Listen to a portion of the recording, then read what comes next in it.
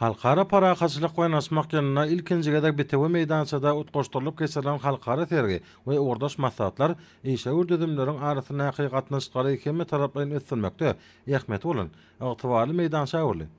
Dünýäniň durly ýurtlarynyň ýere kompaniýalarynyň gatnaşmagyna geçirilen sergide sany ulgamy ösdürmek, sebitiň möhüm ulug logistika merkezi hökmünde Türkmenistanyň orny hassa pogtalandyrmak we bu orada tejribe alşmak ýaly ugurlary öz içine aldy.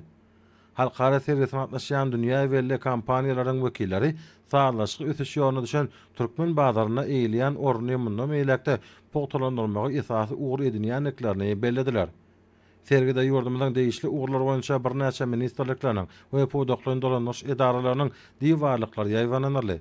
Olarda milli ykdysadyýetimiziň öňde barajy pogdaklaryny anyp bolýan işleriň gerimi, giň we şol özgertmeler we pogdaklara değişli durmuşa ýaşalýan we meýilleşdirilýän taslamalar giňden tanışdyrylýar.